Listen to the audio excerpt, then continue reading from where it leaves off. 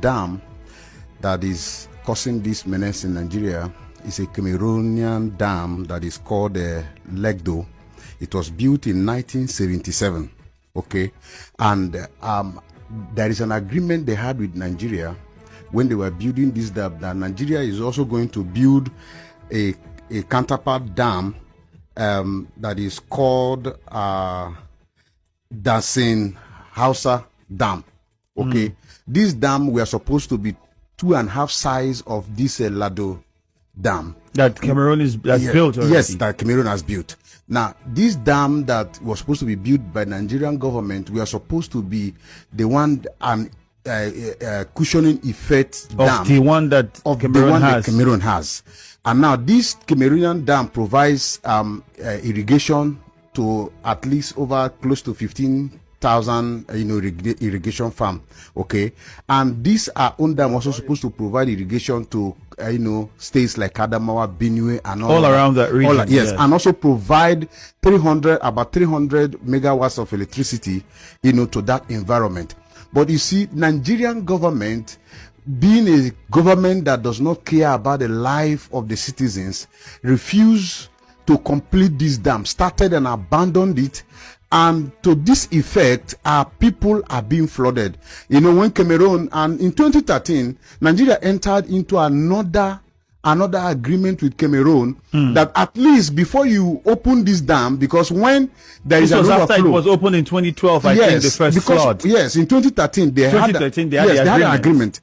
And this agreement is that when the Cameroon dam is full and wants to release the excesses, that they should inform Nigerian government. For me, this is an irresponsibility, as long as I'm concerned, that the government chooses for Cameroonian government to inform them of when to open a dam and to prepare for the consequences, instead of building and completing a dam that they started since 1981. So it brings us to why we're asking this question, because we're aware that there is this work that can be done to completely avert the crisis that we're facing now. So why is the government not looking at doing it, one?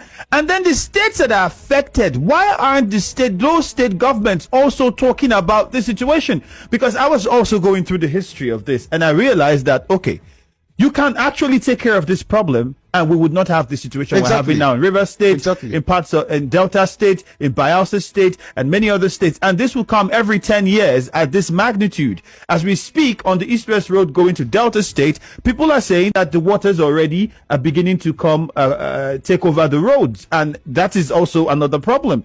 It might be a repeat of 2012. Well, we hope it doesn't get to that level. Why aren't these state governments affected also pushing to ensure that that contract is revisited and the federal government does what is needed? That's why I said that it is a sheer irresponsibility on the part of those that govern Nigeria.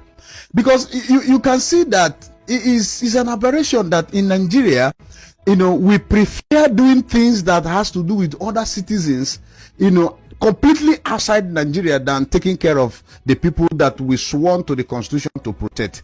Okay, I think that all the states that are involved, the northern states and the southern states, and even in the middle belt, especially to Benue State, now it's taking over. The water is released, it passes through River Benue. Exactly. Okay, so it's a responsibility on the part of government. I am thinking that now government should be talking about how to complete that dam, instead of talking about relief material. Did you watch in Anambra State, you see people dying?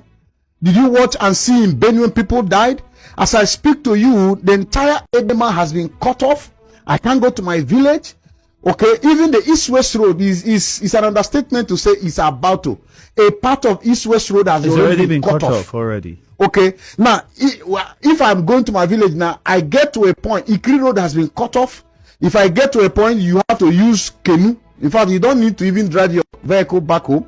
You get to a point, you use canoe and cross over, and then you continue. You get to another point, to use canoe and cross over. Look at to further buttress the irresponsibility of the government. If you get to Ibocha Bridge is directly opposite Nigerian Ajip Oil Company. okay, where that tank facilities are. Now, if you get to that bridge, there is a bridge there that has been built for over how many years? And now, water overruns that bridge as a matter of annually. And now, Rivers State government, as a promise, as a electionary promise, told us that they are going to build another road, which they have been constructing since 7 years in office and have not completed. And if you get to that part of the bridge, the other side of the extension of the bridge is also constructed at a level where water also overruns it. It's irresponsibility. Okay, now that part of Ebematu is cut off. The part of Imo State you can go through Imo State is cut off. The part through River State is cut off. And yet, this is a part of River State that produce, like you will say, the golden